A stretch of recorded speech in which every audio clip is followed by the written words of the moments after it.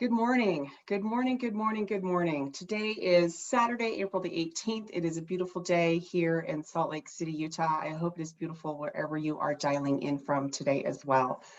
Today wraps up an absolutely incredible Meet ASEA Blitz Week. I want to thank each and every one of you who has joined us this week for this incredible message, this opportunity that we have taken in this virtual world that we are living in right now to bring you the mission, vision, values, ethos, and legacy opportunity that ASEA represents. If you're joining us for the first time, welcome. If you are rejoining us, welcome back. My name is Karen Riley, and I am joined today by an incredible human being, our founder, Tyler Norton, and he is going to be sharing with you today the ASEA ethos. It's the distinguishing spirit of a people and a culture. I know that for years, as we have been teaching this message, it has made an impact around the world. Regardless of the language you speak, the country that you live in, the distinguishing spirit of ASEA is alive and well today. These are unprecedented times, and again, I will share the word that comes to mind each day this week as we have gathered together in the thousands has been resilience. So there's a lot of information for you to hear today, potentially transforming your life. So I'm going to get this call turned over to our founder, Tyler Norton. Ty, thanks so much for being with us. There he is, there, and now I can see you and hear you. You hear me okay? I can. Good morning, Ty. How are you? I'm so good. How are you doing? I am so excited. This has been such a fabulous week. We've had thousands and thousands and thousands and thousands of associates and non-associates and customers and family and friends joining us to learn more about who we are as a company, how we got started, of course, kicking off the week with you on Tuesday with the Genesis story, and then the very next night with our CEO, Chuck. Chuck, in your honor today, I'm wearing glasses. For those of you who are on the call, that would make sense. And then on Thursday night, we had an incredible opportunity to hear from our president, Jerome Webb.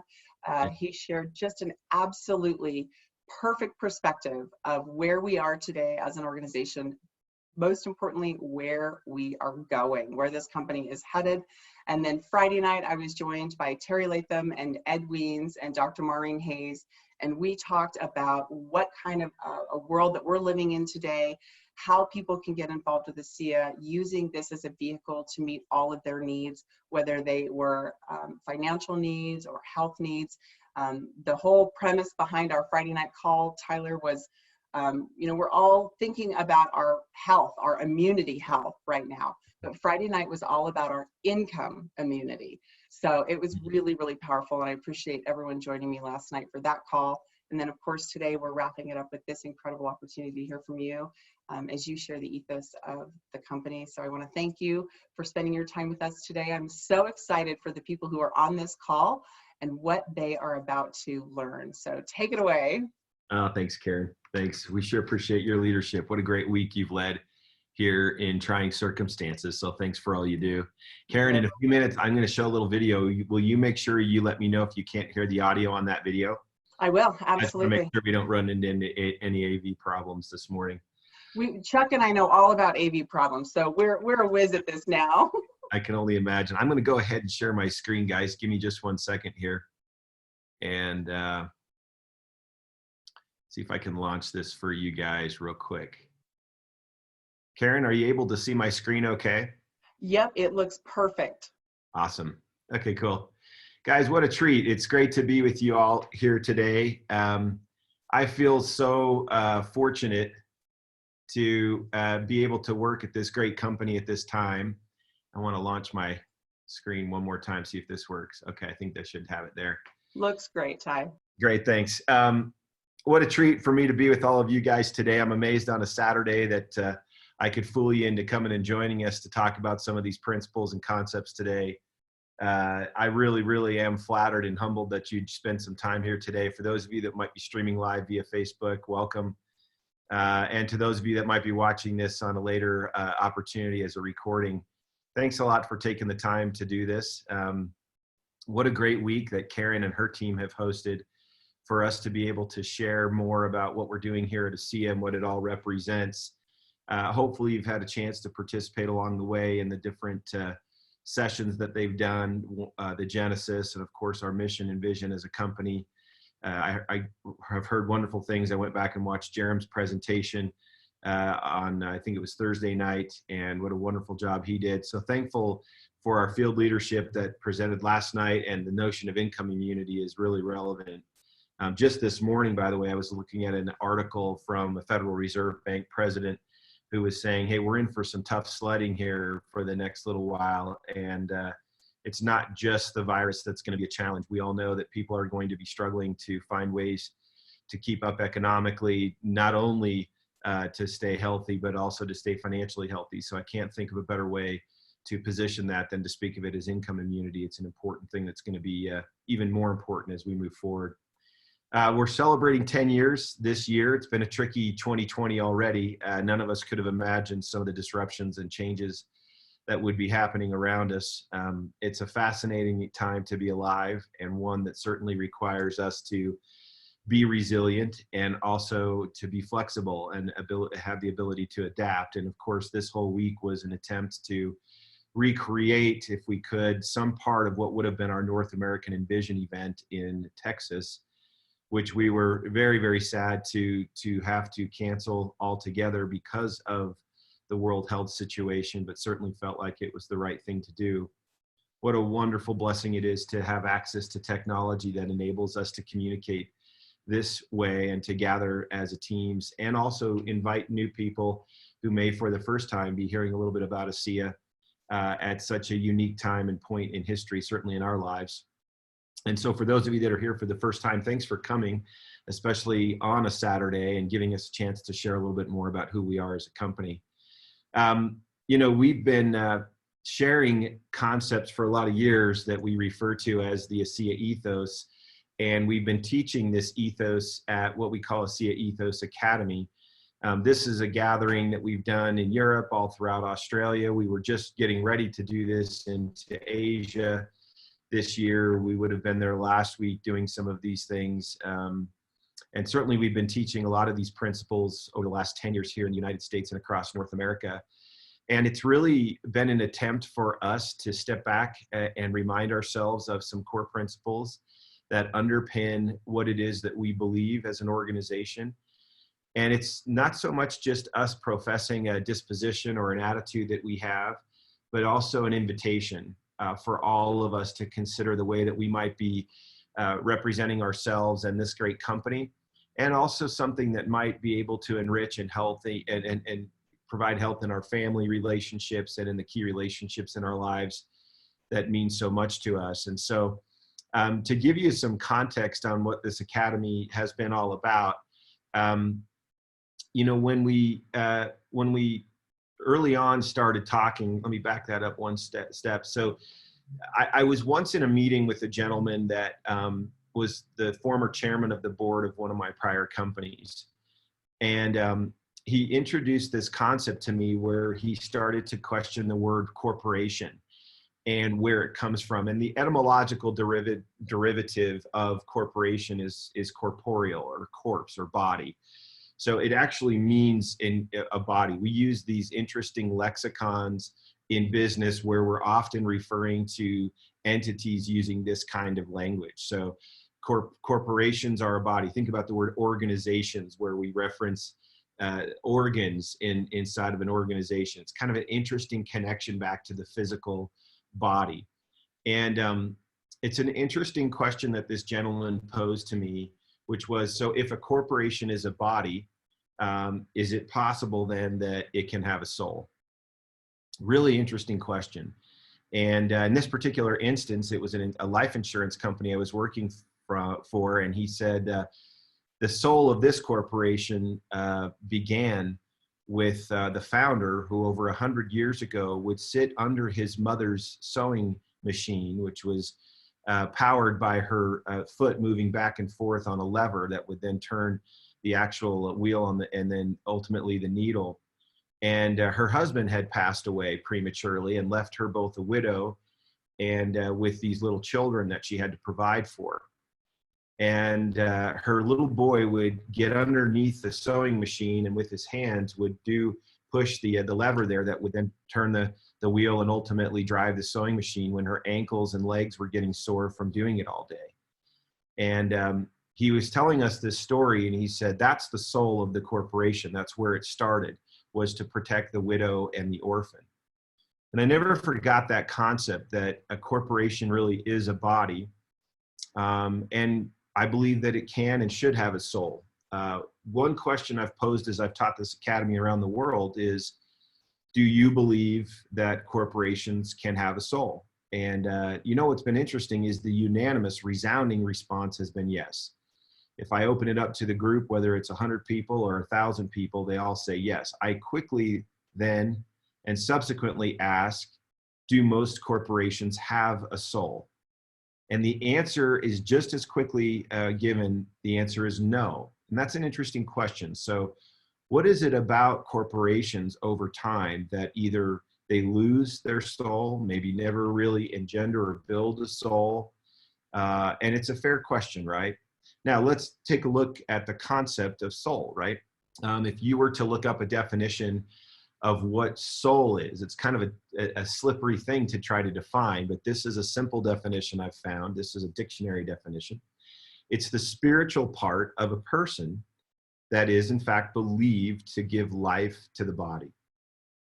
So the spiritual part of a person that's believed to give life to their body. So using that definition and merging it to the concept of a corporation, is it possible that a corporate soul is the spiritual part of an organization that is believed to give life to the body or the corporation, in the sense the body being the entire entity? And the whole essence of what I want to talk about today are some principles that I think are windows into the corporate soul of ASEA. And we often refer to this corporate soul as our ethos. Now, ethos is a beautiful word. It's rarely used definitely rarely used in business settings. We've been using it very aggressively for 10 years as a way to build upon our core values and maybe give greater life to them. And just by way of explanation, ethos, which is defined as the distinguishing or differentiating spirit of a given culture. If you thought about culture as a circle, and then the very, very center of that circle is the most defining or distinguishing spirit of that culture, that would be your ethos. And to me, I think of ethos as the corporate soul. If you study anthropology and different cultures around the world, you'll hear this word ethos emerge a lot in the various writings of different anthropologists who say the ethos of a given culture is embodied in these things. For example, the ethos of the American culture has long been the American dream, which suggests that we're on equal footing enough that with hard work and with given the right opportunities that anyone can build a life for themselves here.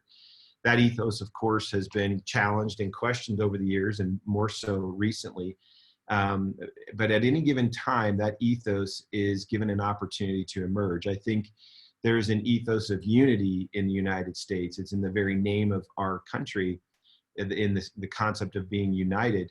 And it's been interesting when we're faced with a collective challenge, one that may not have necessarily been inside our control, this ethos of unity starts to emerge as well. A lot of the governors that I've listened to, New York, California, here in Utah, where we are now, are saying we're in this together.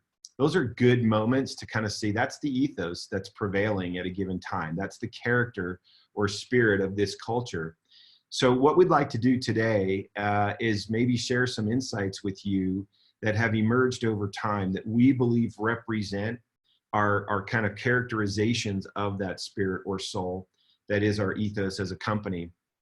By way of backstory, to be fair, the ASEA ethos didn't just kind of happen in one moment. It's actually a set of presentations that I had given since the early days of the company. So each of these screenshots are actually from presentations that we had made, each of which had an element to them that we thought both should be and we would like to be representative of our distinguishing spirit and the character of our culture as a company. And I want to be clear, Chuck shared earlier this week the mission, vision, and values. Our core values, our corporate values, are very much at the center of this ethos. But these presentations were just different dimensional looks at what we wanted that spirit and culture to look like and feel like. And in the interest of time today, I'm just going to focus on these four. We just don't have enough time to go deep on all of them. But I thought I would share the top one here is what we call EPC, and I'll take you through these in some detail. The one to the bottom right on your screen is our believe, belong, become, the great maxim of ASEA. The one that's at 7 o'clock, if you will, clockwise, is the three questions, a beautiful children's story that has a wonderful message that we've always felt was very much at the heart of who we are as a company. And I'd like to end pivoting to Ubuntu, which is a beautiful South African, general African philosophy in the southern parts of Africa that it really embodies something that I hope we can embody as we go out and try to do the best we can to not only share what ASEA is all about, but maybe try to make our lives a little happier and a little more meaningful. And so, looked at linearly, these are all the different elements and compositions of that ethos. And again, I'm just highlighting the four that I'll be walking you guys through today using this framework. So if you were to start with this formula, this was the very first part of our ethos, our corporate soul that we wanted to share with people. It's a bit of a play on words. It's not a mathematical equation. It's actually just a formula that we like to think of as the very formula that can determine our cultures and companies' success. And it's really a beautiful concept if you allow it to sink in for a minute. And let me give you a little context on where this came from. When I was in the insurance and investment industry, it was not uncommon for me to recognize and see top producers that would do great numbers in productivity or volume with our company. And I started to see some interesting patterns. And that was that some of those top producers would be on very top of the mountain, so to speak, in a given year. And within a year to 2 years might be out of the business. They might have been fined or censured by a regulatory body. And even in some cases, there was 1 or 2 cases where they had gone to jail. And I remember saying to myself, I was sitting in a meeting and I started to process and say, what is it about these top producers sometimes, not all of them, by the way, but some of them would get so intoxicated by the recognition and being in front of everyone and vowing to take the laurel, so to speak. And then sometimes I'd find myself at these award banquets sitting at the back or in the middle of the room as a younger sales manager or even as an officer of the company. And I'd be sitting next to a veteran that was 20 or 25 or 28 years in the industry I was in, very successful in his own right or her own right.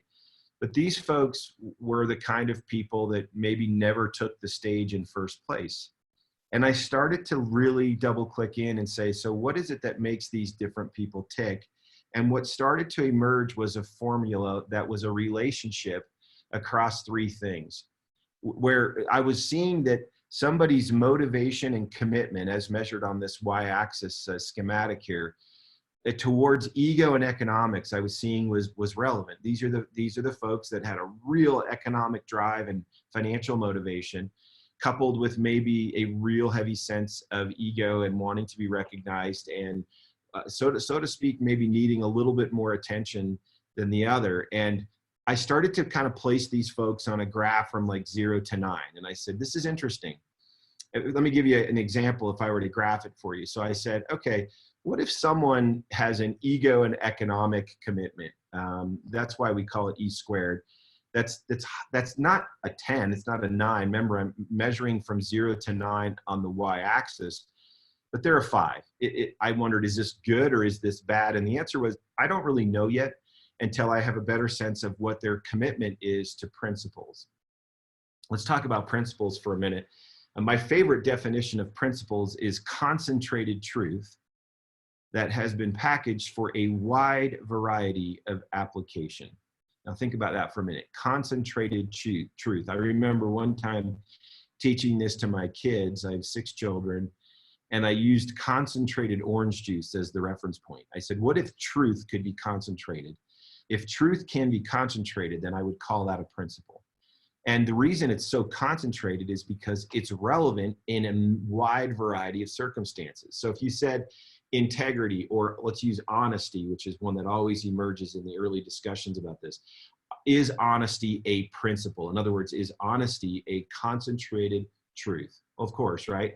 Can it be packaged for application to a wide variety of circumstances? Yes. For example, does honesty matter in my marriage? Yes. Does honesty matter in my business? Yes. Does honesty matter in my community? Yes. I mean, you could go across a broad range of circumstances and say, this concentrated truth of honesty applies. Well, honesty, of course, is not the only concentrated truth. We have hosts of them.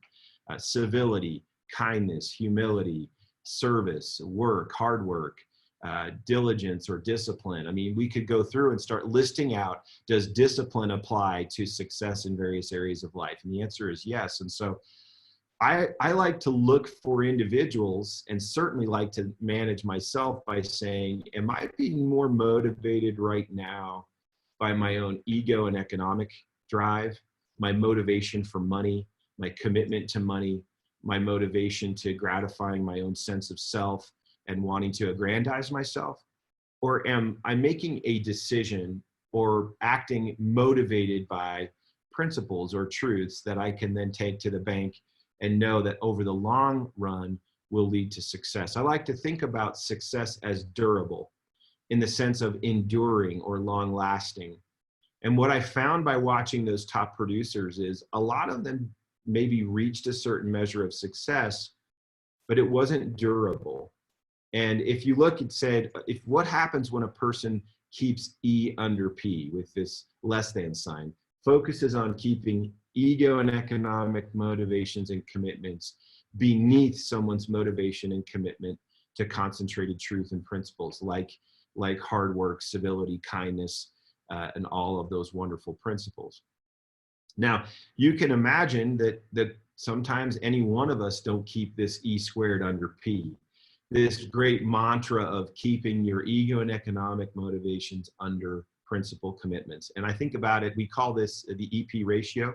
We also refer to this as a motive management, because if your motives are really centric on yourself and the economics, I believe you're not going to have long-term or durable success. You may make the stage one time or two times, but like I mentioned earlier, there were sure a lot of people I knew of that actually Chuck Funky and I worked with several of them that placed E way above principles and really got themselves not only in trouble in the industry, but some cases all the way to the extremes of getting in trouble with the law.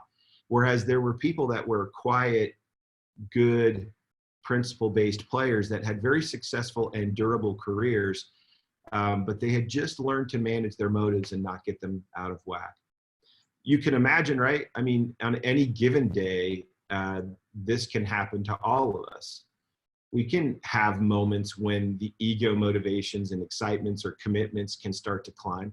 I was a financial advisor that did a lot of estate planning. I saw lots of families get tangled in E over P moments where mom and dad might have had a large estate, they passed away, and I would sit in the room as brothers and sisters that probably had great love for each other prior you could feel this principle started to decline, and ego and economic drives and desires started to kind of take over.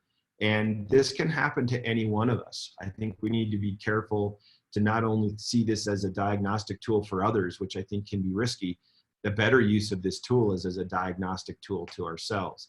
I often say, be careful to not use our ethos as a sword. You should use our ethos as a mirror.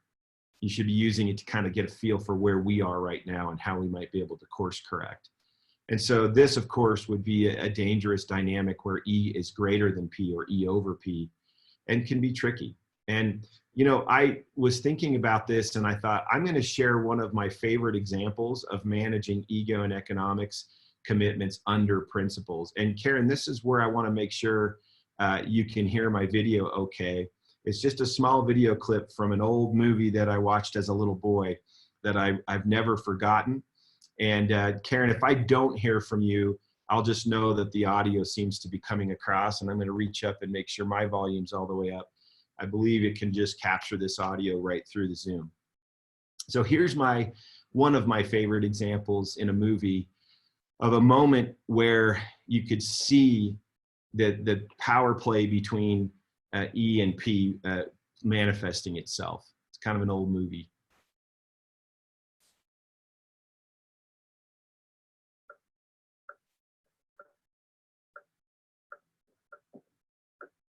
Mr. Walker, I am extraordinarily busy today, sir. I just wanted to ask about the chocolate. There's a lifetime supply of chocolate for Charlie. When does he get it? He doesn't. Why not? Because he broke the rules. What rules? We didn't see any rules, did we, Charlie? Wrong, sir. Wrong. Under Section 37B of the contract signed by him, it states quite clearly that all offers shall become null and void if, and you can read for yourself in this photostatic copy, I, the undersigned, shall forfeit all rights, privileges, and licenses herein and herein contained, etc., etc., fax, mentis, incendium gloria calpum, etc., etc., memo bis punitor delicatum. It's all there, black and white, clear as crystal. You stole fizzy lifting drinks. You bumped into the ceiling, which now has to be washed and sterilized, so you get nothing. You lose. Good day, sir. You're a cook. You're a chief and a swindler. That's what you are. How can you do a thing like this? Build up a little boy's hopes and then smash all his dreams to pieces. You're an inhuman monster. I said good day. Come on, Charlie. Let's get out of here. I believe that the last thing I ever knew. I was one of the job stoppers. You'll get one.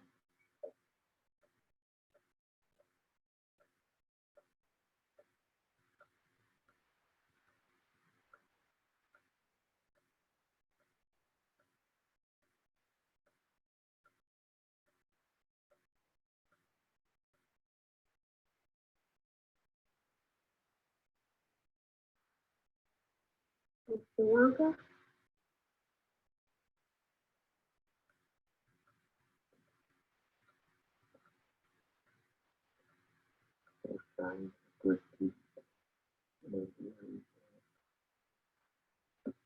Charlie.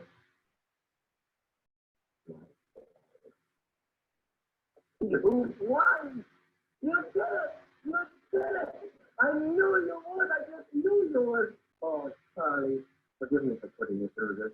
Please, forgive me. Come in, Mr. Wilkinson. Charlie, meet Mr. Wilkinson. Pleasure. No, that's not Slugwood. He works for me. You? I have to test you, Charlie. And you passed the test. You won! Voila! The jackpot, my sister. The grand and glorious jackpot.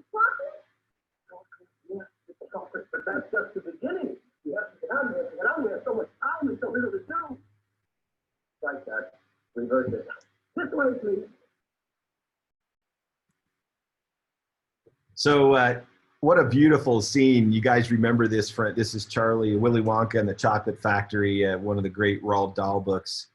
As a little boy, I remember very distinctly reading James and the Giant Peach and all of the Charlie and the Chocolate Factory series.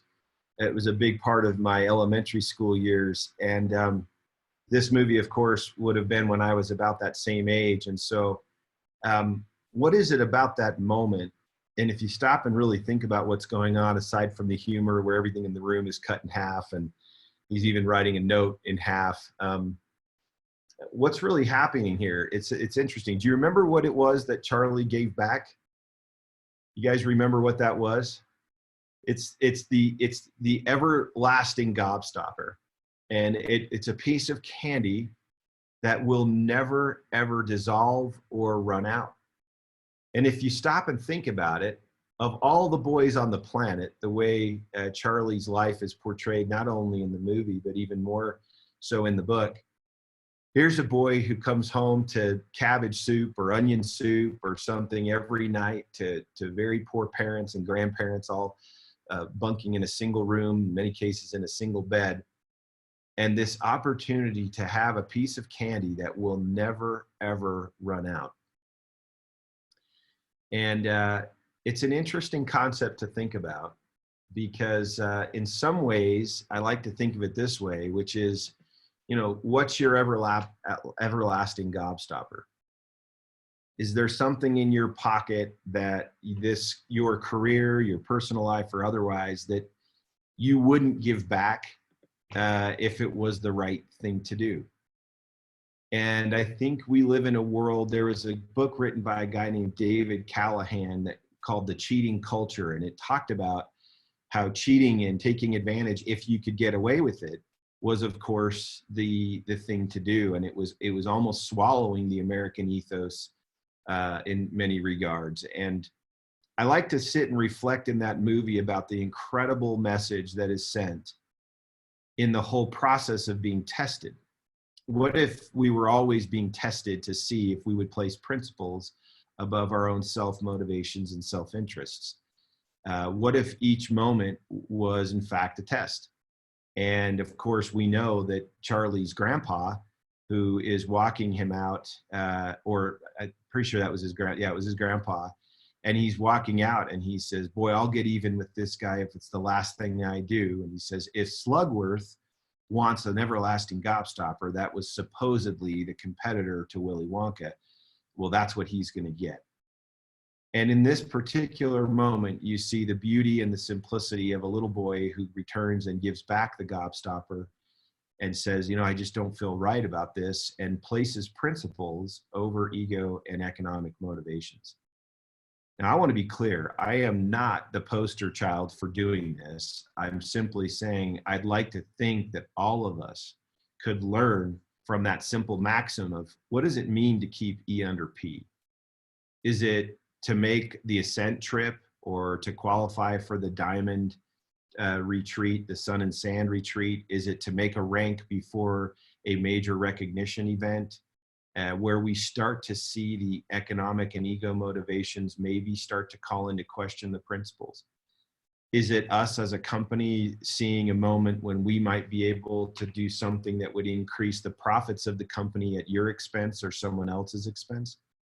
Is it as simple as my wife reminding me when I'm driving down the road and needing to get in front of a car in front of me that I'm having an E over P moment? I mean, this stuff happens like your blood pressure changing, which changes very quickly and very easily. And I just think that's a beautiful story of a little boy making a decision that he felt was right. But then what's so beautiful is, of course, in that moment, Willy Wonka turns around and says, you won. You just won it all. You won by giving back the thing you wanted more than anything else. I'm going to give you all that I have. It's such a beautiful concept. And then, of course, Grandpa says the chocolate, and he says, yes, the chocolate, but so much more. And he becomes the great successor to the Willy Wonka candy empire. And I think it's something we ought to consider carefully at times. Is the best decisions I've ever made in my life, and let me take you on a little detour, even the opportunity to be associated with ASEA and all of you would not have happened if at prior times in my life I hadn't made decisions more on principles than ego and economics.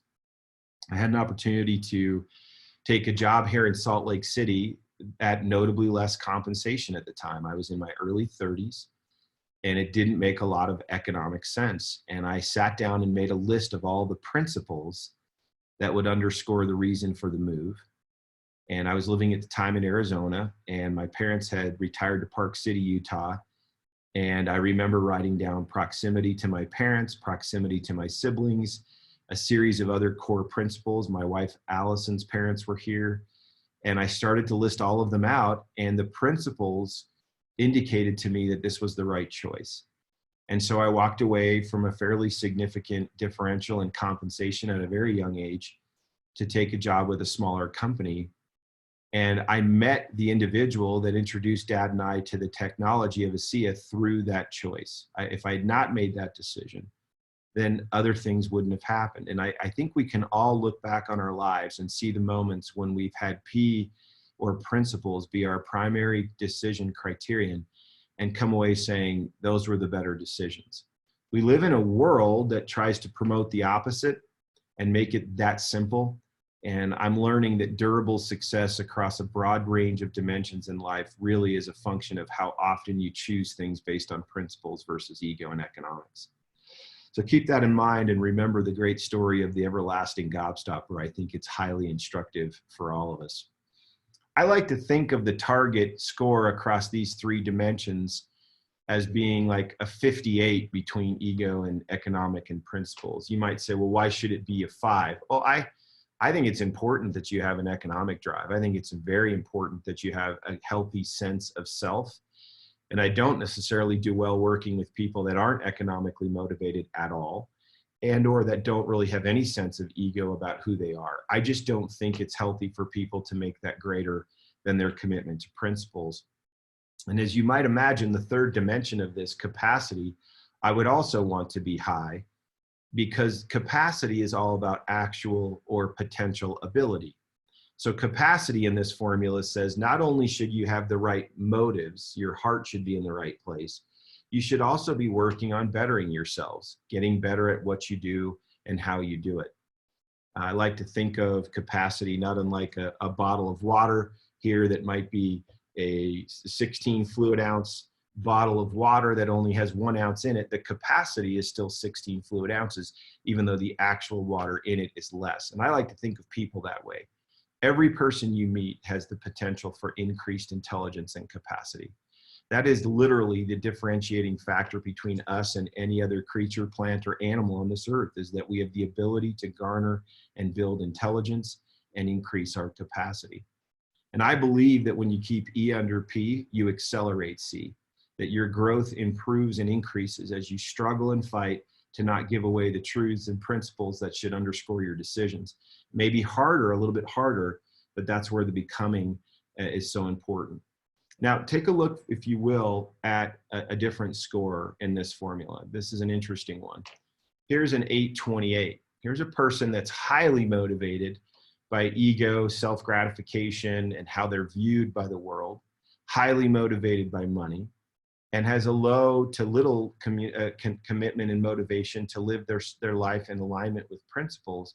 But what makes this particular formula so dangerous is the high capacity. That is, they're talented, they're smart, but they're not using those talents and abilities and intelligence to actually do the right thing sometimes. They're using that to potentially take advantage of others or to violate truths and principles. And this is a dangerous score. In fact, I'd like to suggest you should run from these. I've worked with these before. I like to hope that I've never been a chronic 828. In my worst moment, maybe I was in a singular moment or a thought. But when this becomes a chronic, recurring profile of anyone around you or yourself, I can assure you durable success will flee. This is where short-term success and great typically is the fall of anyone who puts themselves in this formula and profile and believes that it will endure. So that's the EPC formula. It basically is, hey, listen, let's be sure to manage our motives and keep E under P, and let's drive up and accelerate the ability and capacity we have. And it was this formula that really, before we even started ASEA, had taken shape in my heart and mind with other colleagues I worked with. And it got to where we just said, this is the formula for success, and this is the type of person we want to work around. And when Dad wanted to start ASEA early on, and I shared this with him, and I said, Dad, if we make this the prevailing formula of how we look to attract people, how we communicate, I believe we'll build a company with longer term success. And here we are 10 years later with a field force that I believe collectively profiles very similar to 588. They're talented, capable people that are learning and growing, who place principles ahead of their ego and economic motivations. And again, be careful that you don't use this as a sword. You shouldn't go around diagnosing everyone else. I can submit to you that if you do that, you're having your own micro E over P moment. The right thing to do with this is to actually use it as your own diagnostic mirror and simply check in with yourselves, particularly when you're making big decisions in your life or business, and say, what are the principles that really drive the outcome of this decision versus just the economic or even ego gratification dynamics. I think you'll make better long-term decisions in doing so. So summarizing that first part of this discussion today is just this notion of manage motives. Never let your ego or economic motivations be greater than your commitment to living in alignment with true principles. That's the summary takeaway. And then the other dimension, of course, is to build yourself. My dad used to always say to me, you're valued in life in large measure to the degree that you make yourself valuable. So work on yourself. Do things that will help you to do and be better. Okay, hopefully that resonates with you guys. That's really one of the core underpinnings of who we are as a company. And let's talk a little bit about this seemingly trite statement, alliteration of believe, belong, and become. This is way more compelling than maybe some trite corporate maxim or statement that you might hear. There's a lot going on between these words, and it's a true invitation that I think is at the heart of our corporate soul. And I want to show these things not as individual things, but actually highly connected and informing and inspiring of each other, and want to show you the relationship between these three things. So I think it's important that you understand the power and importance of belief. Perhaps the most dangerous and underutilized belief in the world is that of yourself. It's fascinating to me as a father of 6 children to see the effect, the profound effect of self-confidence and believing in self, and how that can find its expression materially in outcomes in your life. I'm also amazed at how delicate children are and the voices around them, the voices that are allowed to be of some influence to them, that can also affect belief in self. What is it about each one of us individually that erodes belief in self? Where does it start? Can you think of a teacher that might have suggested that you weren't good at a certain subject or math? I always cringe when I think that maybe the people that should love us the most maybe have the greatest amount of impact on hurting our ability to believe in ourselves. That's a great irony of life, is that sometimes those closest to us do the most damage to our own belief in self. I know that believing in yourself is at the central notion of any kind of personal success.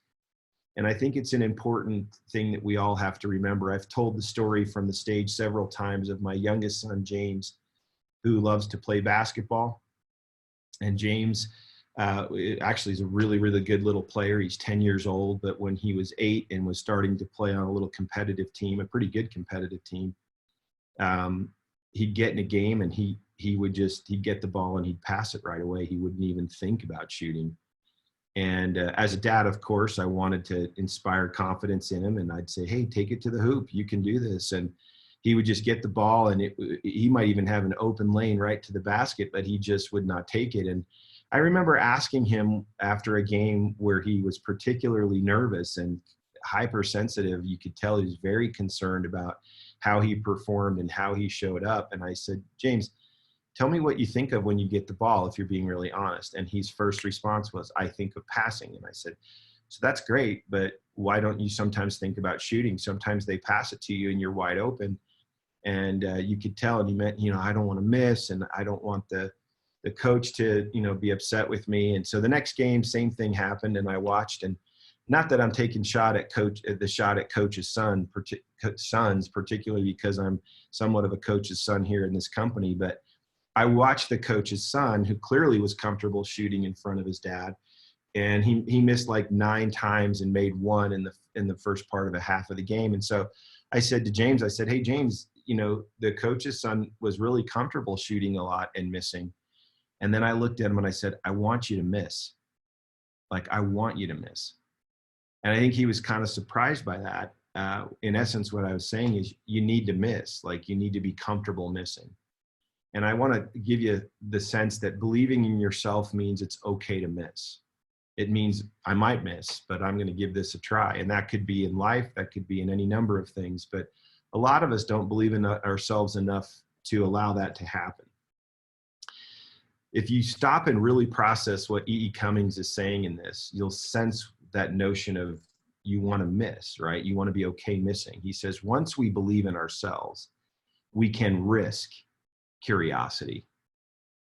Think about that. We can start wondering. In the case of my younger son, James, we can risk missing. I'm curious if I could make it in a game. I'm curious. We can risk wonder. I wonder if I shot or I took it to the basket, what might happen. And spontaneous delight. I saw that spontaneous delight in him. He shot a game-winning shot not 3 or 4 games later and was never the same again. literally every day wakes up and shoots 100 free throws every day. When I pulled out this morning 2 hours ago to come down to the office, he was shooting in my front driveway. He just nonstop. But now it's delight to him. It's not anxiety. Because what? He believed in himself enough to risk curiosity, to risk wonder, and to risk spontaneous delight, or any experience that can reveal the human spirit. Guys, listen, if you're on this call for the first time, we are building an ethos, a corporate soul that enables you to risk curiosity. Have you ever wondered and been curious about what you could become or do if you were just given the right framework, opportunity, and culture to grow? What about any experience that might reveal your spirit? Does your current job or opportunity reveal the essence of your spirit?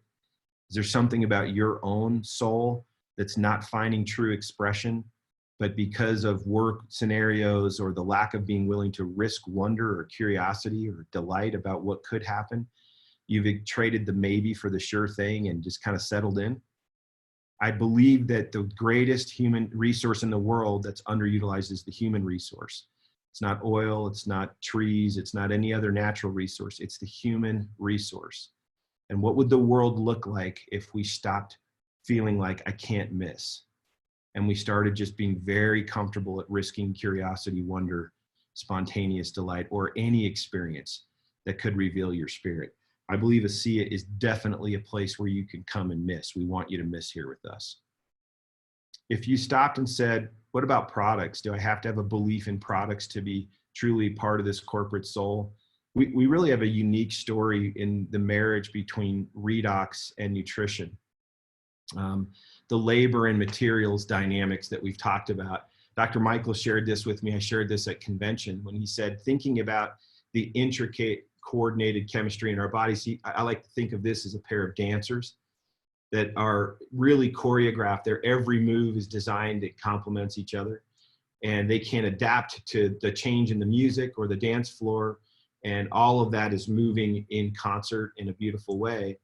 But if you take one of the partners out of the picture and you just have the female now in some potentially awkward position, right? It doesn't look the same and it's not the same. And he goes, and so that is with redox signaling molecules coupled with good nutritional agents. This is a perfect pairing in unison, managing the intricacies of what we call a healthy, beautiful life. I've learned a lot over the years about the power of cofactoring and coupling in the body. And I think you'd be amazed to think, if you said, why do proteins need cofactors? There's all these interesting couplings that happen in the body. And sometimes I think we miss the power of having both the labor and the materials, the powerful co-factoring that happens.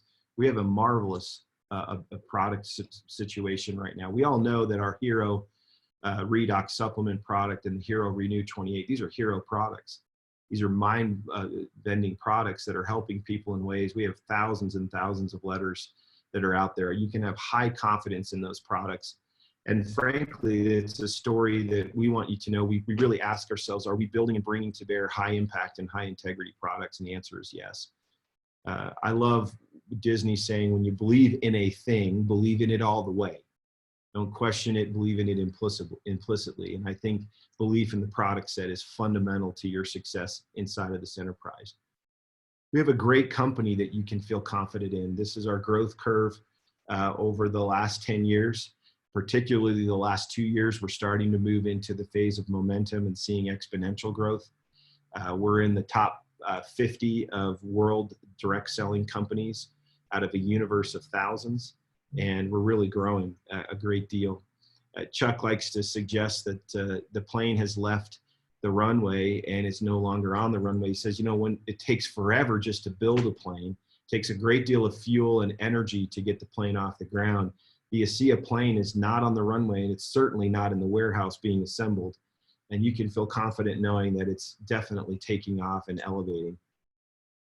Chuck shared our mission to better people's lives and be a force for good, and to really have a vision of becoming the world recognized leader in two broad areas, cellular health and redox-based technologies.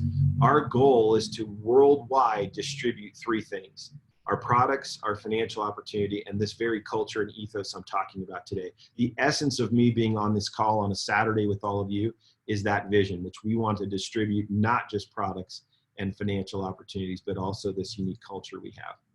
We've got a strong strategic framework that we use as a company. We have an awesome leadership team that's guiding us around the world. And I think you can feel really, really confident in our compensation plan, the various ways that you might be able to benefit economically from how we get paid, and ultimately this ethos we're talking about today. All of these are fundamental elements of our company that you should feel confident in. This is a former direct selling news article about our company and where we are as a business. We're getting recognized. I mentioned a moment earlier, we're in the top 44. Last year, we were 77th in the top 100. As of this year, we're 44th in the world.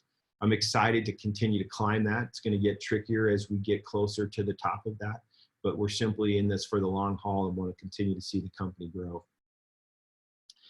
The industry is fascinating. I think some people give it a bad rap or think that they think this industry is less than them. There is no one too talented or too good for this industry. I repeat, there is no one too talented or too good for this industry. In fact, this industry is hidden to talent, and when talent finds it, they have incredible outcomes in their life, in every dimension of their life. Relationships, travel, world experience, unique international friendships and relationships and teams, and economic outcomes that frankly most would trade for. If you look at the National Football League in the United States, it's a $14 billion industry. The music industry, 18, 41 in movies, organic foods and products, gaming, which is mind-blowing to me, video gaming, 108 billion. Network marketing is a $190 billion industry. It's not on trial and it's not going away. You can see this in the direct selling news. This is all around the world. It is a fantastic industry to be involved in. What about believing in each other? And this is a big part that kind of leads us to the second part of our believe, belong, become statement. I don't think there's anything more powerful that you could say to someone than I believe in you. We often say to people, good luck. I think you should trade good luck for I believe in you. I think that should be said to your kids. I think that should be said to people on your teams. We should stop wishing people luck and crossing fingers or break a leg, and we should simply look at people and say, I believe in you. Now, what does believing in someone really suggest? Well, I believe when you believe in each other, it prefigures something, and it prefigures belonging. I don't know of anyone that I feel I belong to more than the person that believes in me. Someone that I know fundamentally believes in me. This is the concept where I feel that they believe in me and I can believe in myself, and I can even miss and not lose favor with that person. Then in that moment, I feel like I belong to them. You see, the relationship here then becomes believing in self, in products, in opportunity, in industry, in company, and ultimately in the people on your team. Almost immediately inspires the notion of belonging.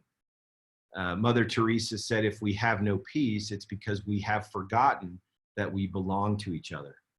The belonging is a huge human need. We know that the physiological and safety are the base needs from Maslow's hierarchy, but once you get to that third dimension, love and belonging are a central hierarchy part of the needs that we all have with each other. It ultimately jumps to esteem and self-actualization, which obviously points us to the becoming. But love and belonging are central to human need.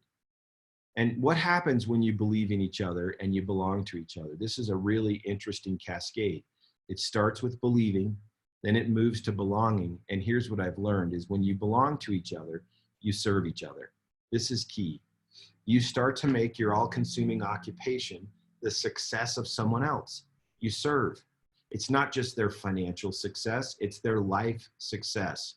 We become the inflection points in other people's lives, and those inflection point moments that we've had some influence over signal a belonging because we've served them.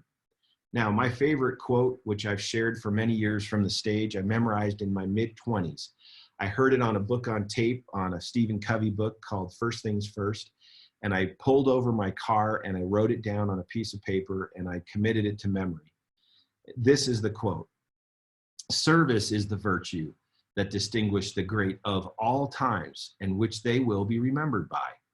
It places a mark of nobility upon its disciples. It's the dividing line which separates the two great groups of the world, those who help and those who hinder, those who lift and those who lean, those who contribute and those who only consume. How much better it is to give than to receive. Service in any form is comely and beautiful. And then this part is my favorite part. If I could put something on my headstone when I die, it would be these words: to give encouragement, to impart sympathy, to show interest, to banish fear, to build self-confidence, and awaken hope in the hearts of others. In short, to love them and to show it is to render the most precious service. Look at the beautiful words that I'm highlighting in here in green: help, lift, contribute, give, impart sympathy, show interest, awaken hope. These are the words that really signal belonging.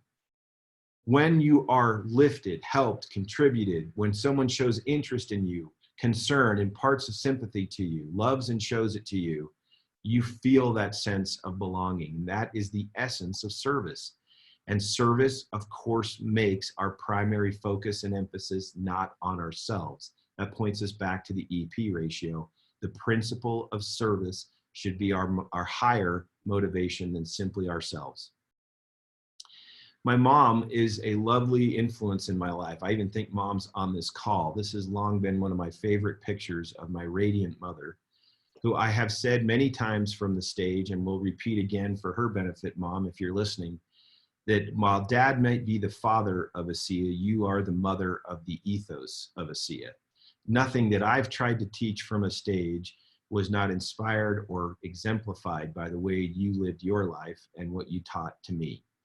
My mom would challenge me to memorize poems as a little boy, and the word builder has always been important to me. This was one of the poems she had challenged me to memorize as a little boy.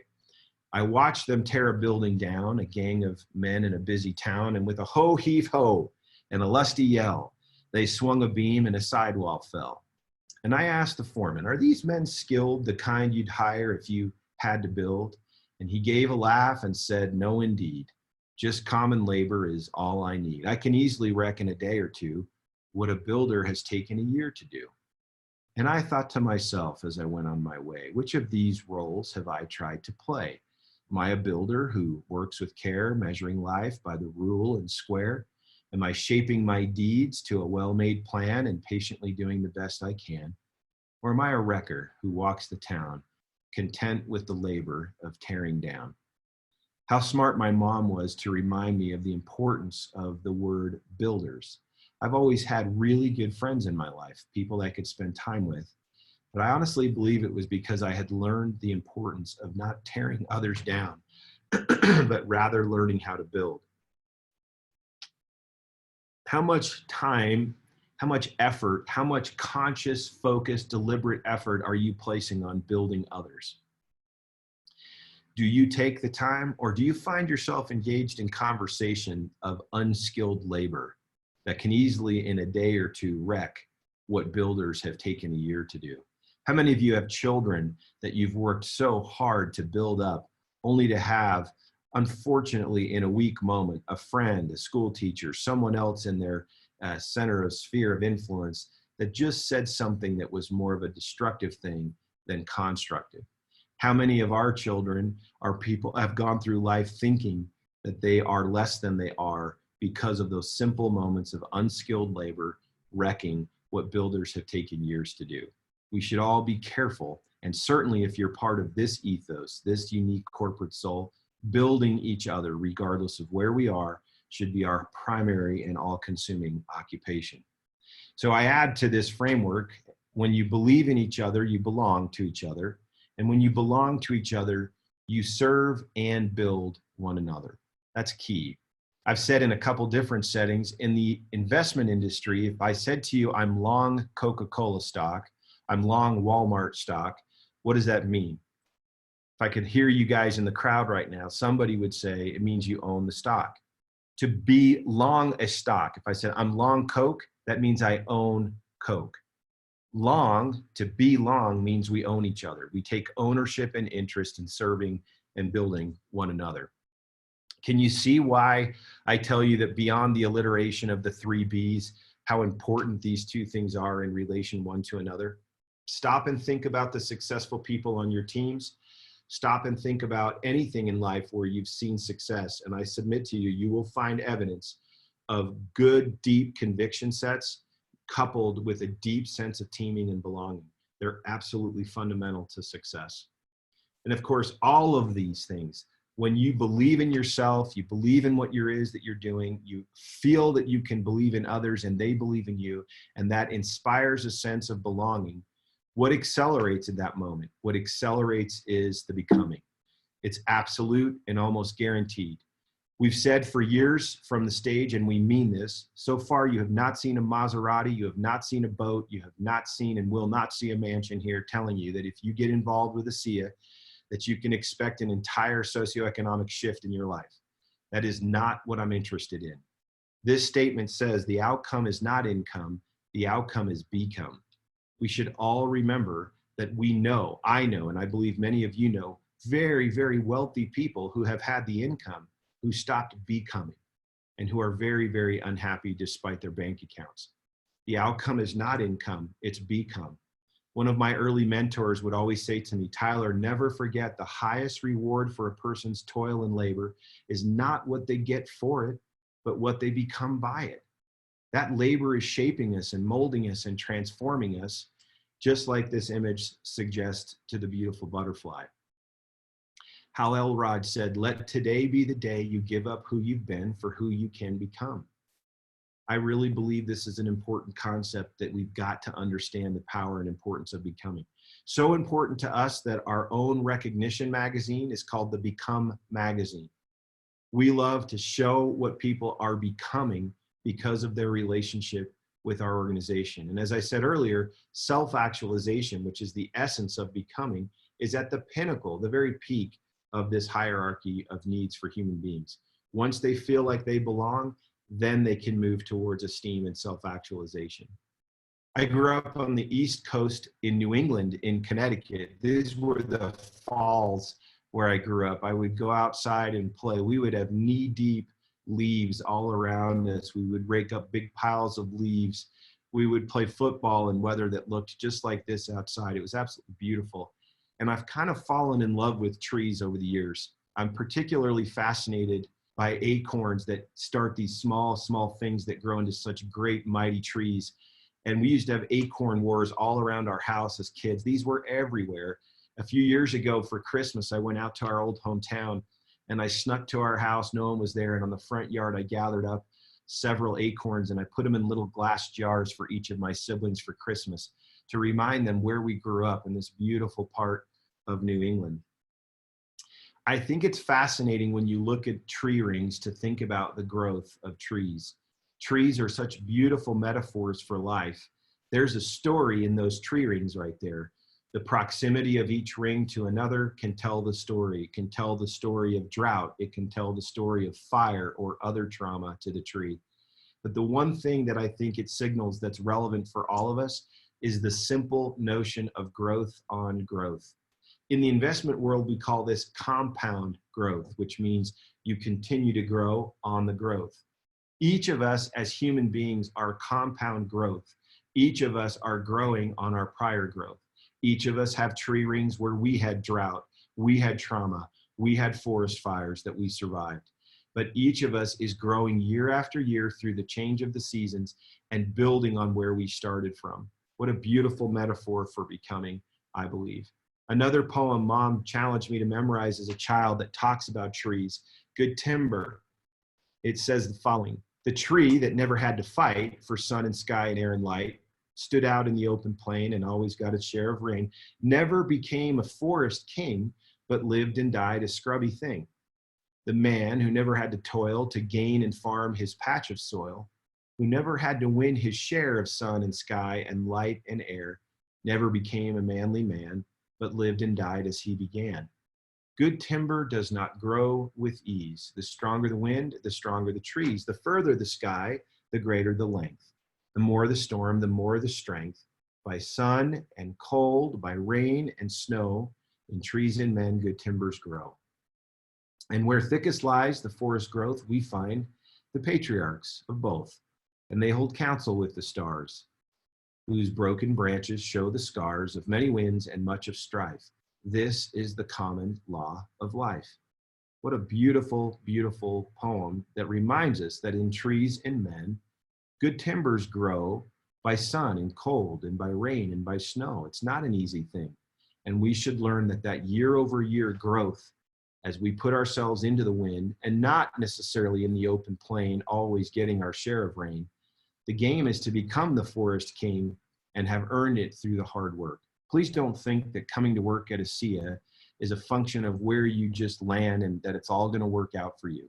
I want nothing to do with signaling that message.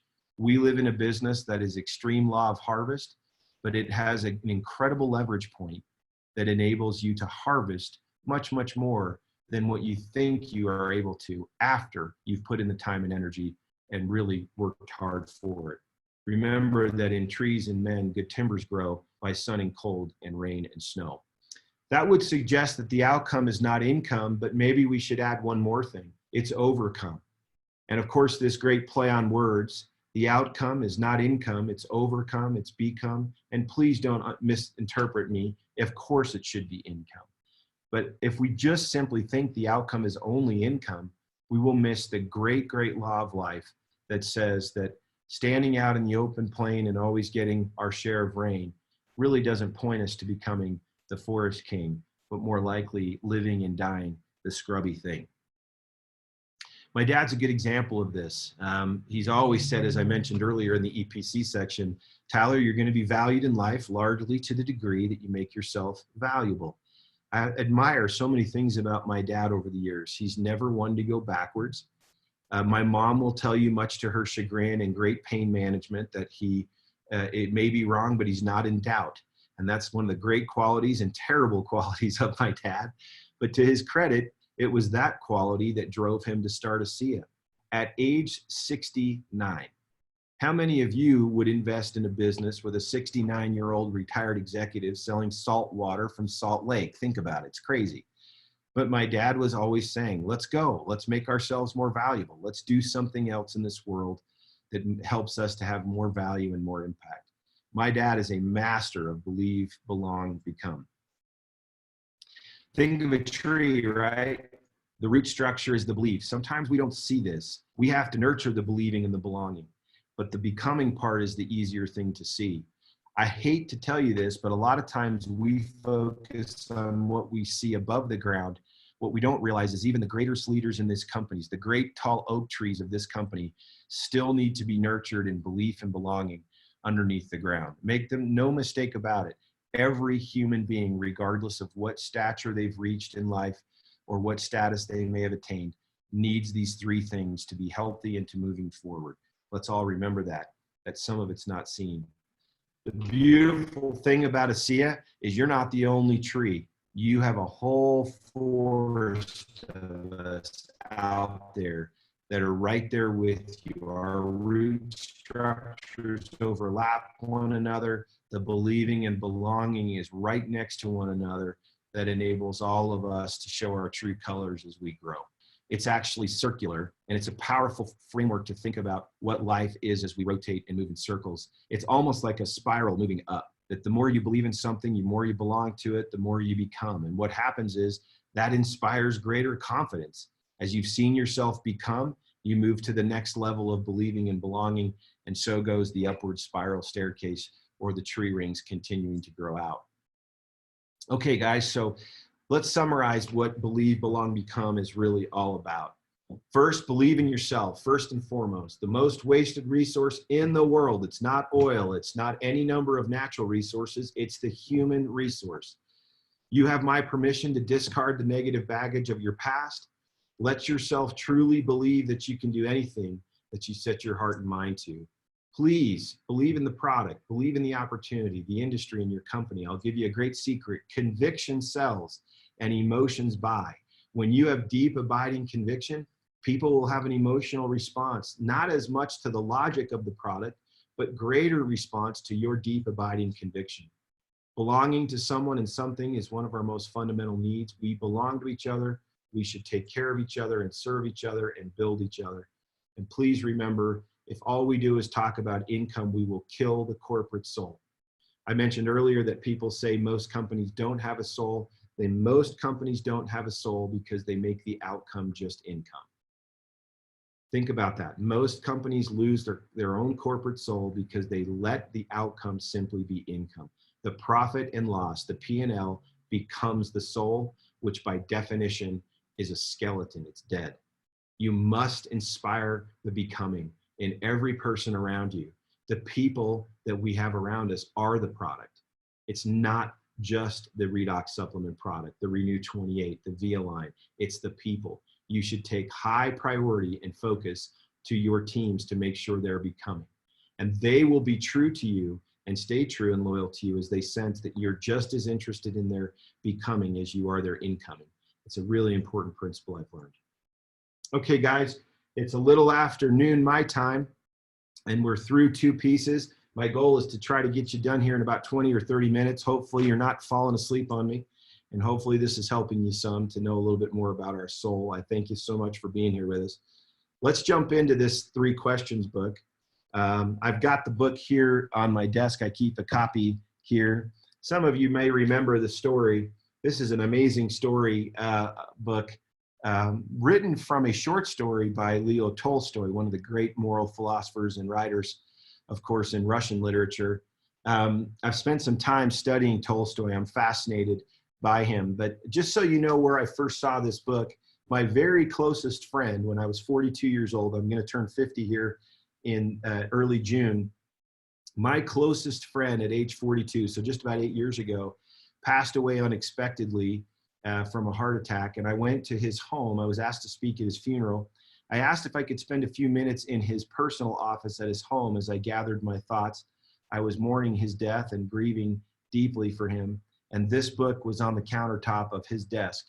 I asked his wife about it, and he was serving in his local congregation and had recently done a program for the young men and young women. These would have been kids between 14 and 18 years old, and had read this story to them. And after having read it there in his office, not without some great emotion, I made a commitment to myself that I would teach these principles to respect and honor him, but also to remind all of us that these are the very essence of our ethos. So if you will, I want you to become a little child today for just a minute, and I'm going to read to you a story here called The 3 Questions. It tells of a little boy named Nikolai who wasn't always really sure the right way to act. He said he wanted to be a good person, but he just wasn't always sure the best way to do it. And he had friends, the monkey, the dog, and the crane there, and they all wanted to help. And he said to them, if I could only find the answers to my 3 questions, I'd always know what to do if I could just find those answers. Here are the 3 questions. When is the best time to do things? Who's the most important one? And what's the right thing to do? So he asked his friends the first question. Hey guys, when's the best time to do things? And the crane said, you got to plan in advance. Now listen to the egocentricity of these responses. A bird has great bird's eye view and can see the future a little differently. So he says plan in advance.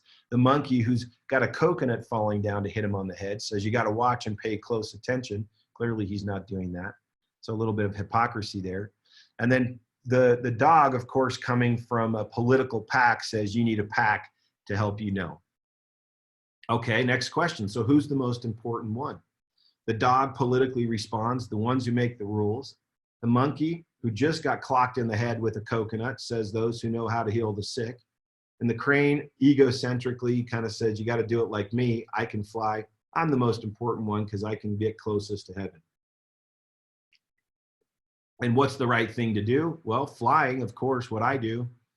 The monkey, of course, is saying, just have fun and quit worrying about stuff. And the political dog says fighting. Well, you might imagine the little boy Nikolai wasn't super excited with their answers, didn't feel right to him. So he hiked up into the mountains to see the old turtle, Leo, where he lived all alone. He got there, Leo was working in his garden and said to him, I have 3 questions. I came to ask for your help. Hey, when's the best time to do things? Who's the most important one? And what's the right thing to do? And it was then that he said, hey, you know, you're probably tired.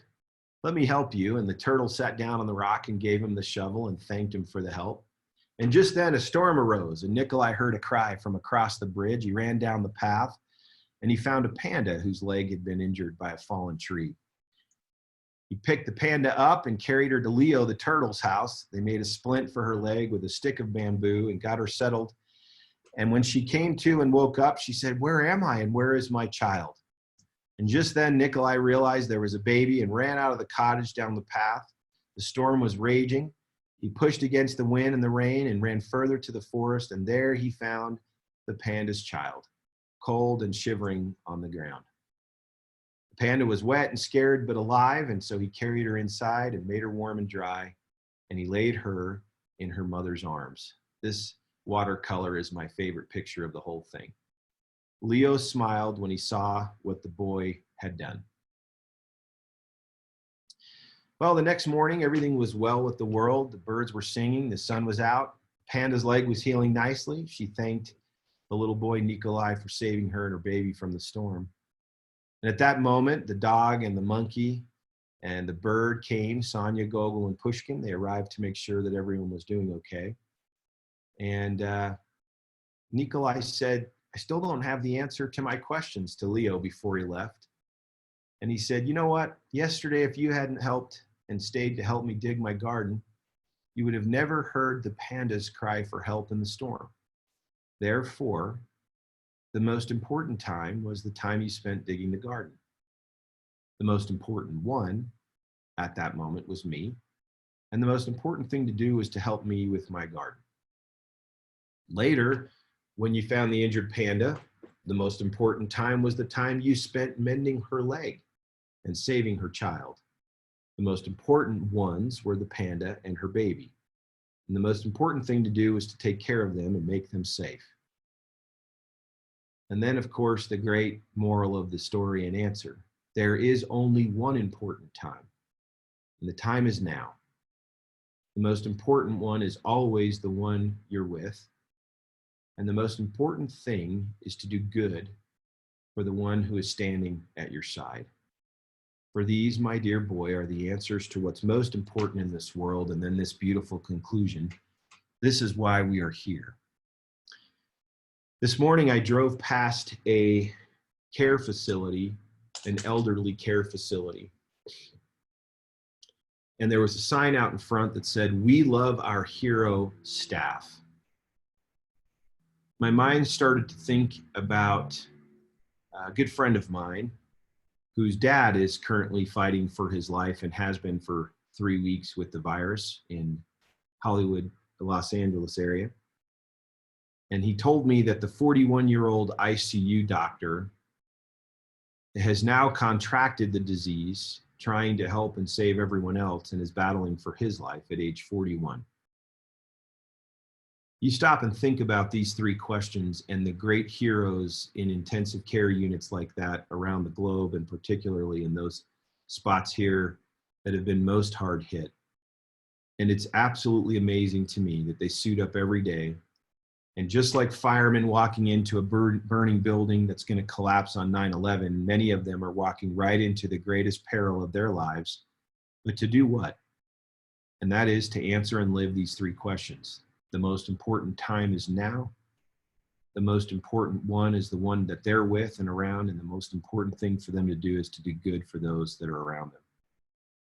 Isn't it safe to say that if we simply lived these three questions professionally and personally with great intent, that our corporate soul would be healthy with just that as our ethos? If we simply said our ethos is the most important time is now, the most important one is the one you are with, and the most important thing to do is to do good for the one by your side. If we literally just lived that, can you imagine what a company and corporate soul that would be? What if a country, a nation, an entire world would simply live these three simple questions? I think there's a reason why this comes from the great moral philosopher Leo Tolstoy, who would always say that the greatest evidence of truth is both simplicity and clarity. And I think this is a very true principle, definitely a big part of what I believe should be our ethos. So remember, guys, when is the best time to do things? Do it now. If you're going to do this business, do it now. If you're going to share this product, do it now. Don't sit around thinking about, or talking about, do it now. And if you're going to do the most important one, or focus on the most important one, it's the one you're with. And that might be someone serving you dinner at a restaurant 6 months ago. It might be someone you meet in public transportation at an airport. It might be someone you meet at a meeting. It could be your very children when you're at home and you got your phone in your hand and they're needing you to put that down and focus on them. The most important one is the one you're with. And then what should you do? Do right by the one you're with. Think about them and what you can do to help them, whether that's digging in the garden for an old turtle that's tired, or carrying a panda's child in that's lost her baby in a storm. You do good for the one who's standing at your side. What an amazing book and story that is. Can you imagine how I felt that day as I was reading this book in the office of my recently deceased friend? This stays on my desk here in my office as a reminder to me of him, and I honor him, love him very much for what he's taught me over the years. I challenge each of you guys to give some consideration to what that book might mean for you. Certainly more than a kid's book. I think it should be called an adult book for all of us. Okay, last thing I wanted to share with you guys today. You've been great. I wish I was in a room with all of you and could see your smiling faces. Let's cover Ubuntu and what this is all about. You know, my mom forwarded to me many years ago an email about a sociologist that was studying a South African culture and lined up a group of kids from South Africa in a village, in a remote village there, and put a basket of fruit at one far end away from the kids and told them that he was going to blow a whistle and they could all run to the basket, and the first ones to get there could get the fruit. And the way the story read was that he blew the whistle and the children all grabbed each other's hands and actually just started walking. No one was rushing or running to the basket of fruit. And they sat around the basket, took one apple out and took a bite and handed it to the next person so that everyone had a bite until that apple was finished, and then they grabbed another. And the sociologist ran down and said, guys, I don't think you understood the test. You could take as much as you wanted if you got here first. And one of the boys said, how could we be happy if one of us is sad? And then he said, Ubuntu. Now, when my mom sent me this email and forwarded it to me, I sat and thought about it for a long time, and I started to research, well, what does Ubuntu mean? And Ubuntu translated roughly into English means I am because we are. What a powerful, powerful concept. About a year and a half ago, maybe a little more than that, a little less than that actually, I went to the Europeans incentive trip to South Africa. First question I asked my cab driver as I was leaving the Johannesburg airport and heading to a hotel was to tell me what Ubuntu meant. And he proceeded to tell me that it means humanity. It means recognizing our need for each other. And I said, is it I am because we are? He said, that's well said. That's what we mean when we say Ubuntu. The Reverend Desmond Tutu said this, Ubuntu speaks of the very essence of being human. If we say, hey, so-and-so has Ubuntu, then you're generous, you're hospitable, you're friendly, you're caring, you're compassionate. You actually share what you have. It says my humanity is caught up and is inextricably bound up in yours. We belong in a bundle of life, and we say a person is a person through other persons.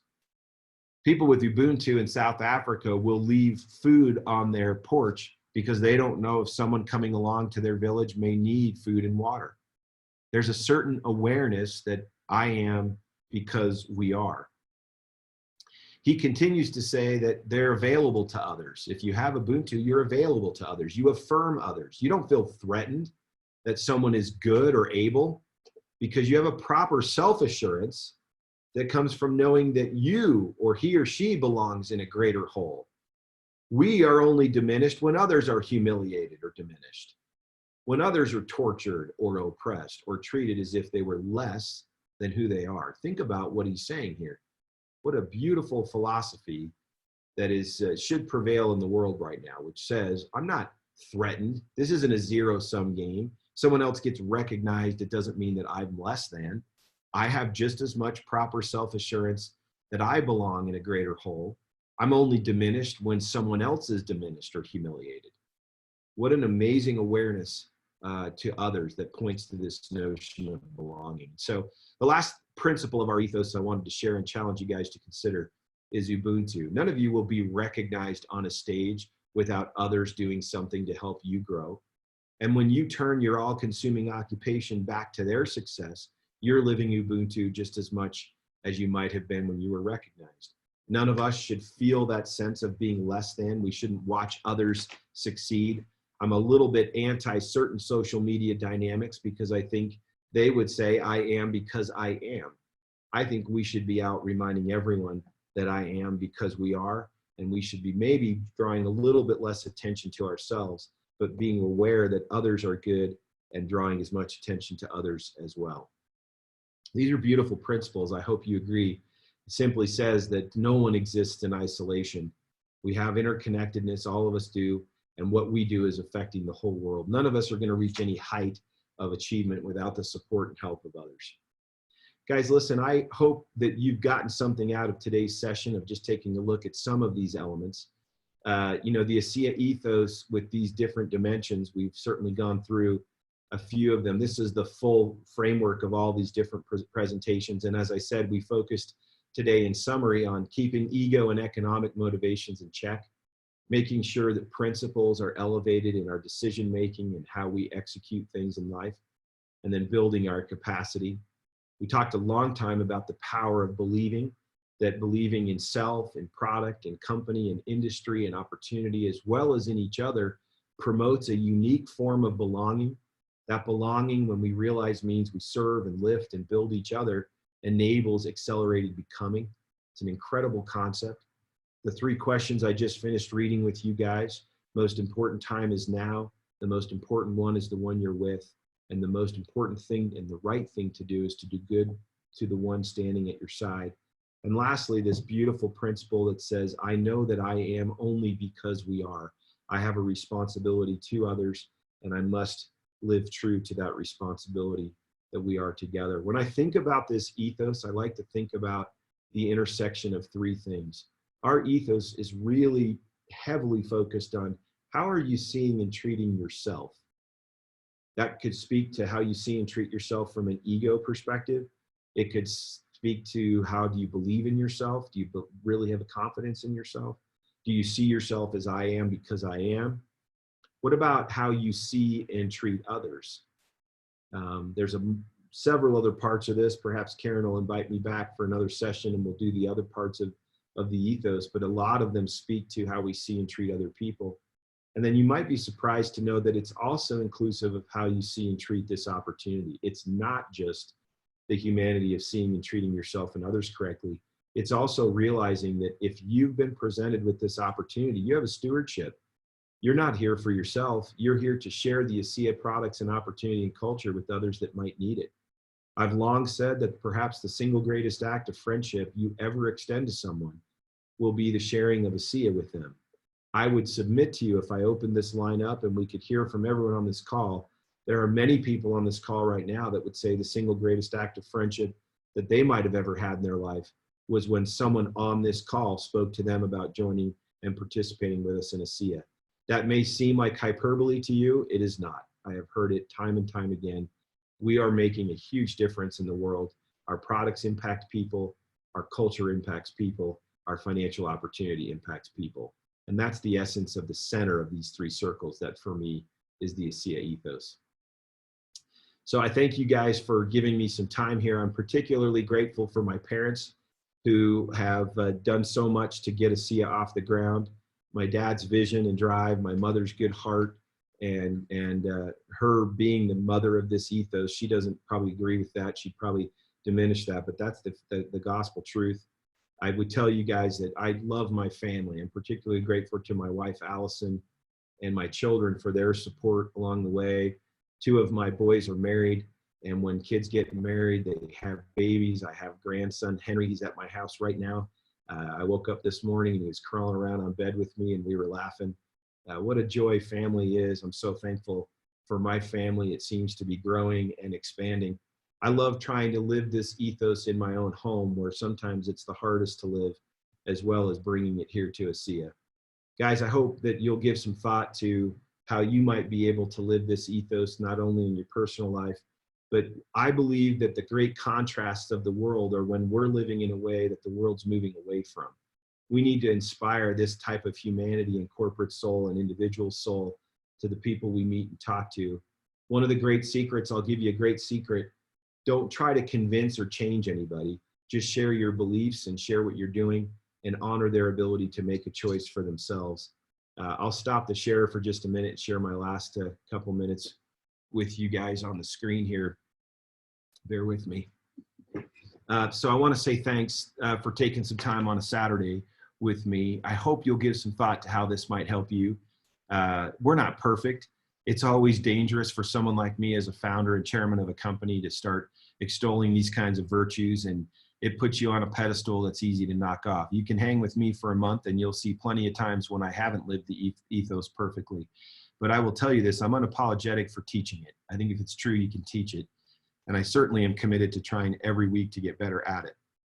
When we make mistakes, which we undoubtedly have and will continue to do, I hope that you as field leaders will also feel comfortable helping us know we've made a mistake and doing it constructively, and we'll do the same, and let's all kind of help each other to be the very best we can possibly be. What I'm grateful for is we have a shot. We have a shot at having a corporate soul. We started with it. I know a lot of companies that are desperately trying to engender it way ex post facto, and you and I both know if it's there early on and from the beginning and it's authentic and real, it's going to have far-reaching impact. And it's really, really hard to reboot a corporate soul if you lost it. So help me to keep this corporate soul. If anything I've said today inspires you or is of some resonance to you, then let's go out and try to live it the best we can. I don't think we need to boil the ocean. I think we need to boil a cup of water. We just need to do our part along the way. And if all of us are trying our best to live these kinds of principles, the world will in fact be a better place, and our mission to better people's lives and be a force for good in that world will have been met. Thanks, Karen, for letting me join all of you. And thanks to all of you for allowing me to share some of these principles that are so near and dear to my heart. We hope if you're listening for the first time, you'll give serious consideration to joining us on this movement. And if not, we wish you all the great success in the world, and thanks for sharing a little bit of time with us.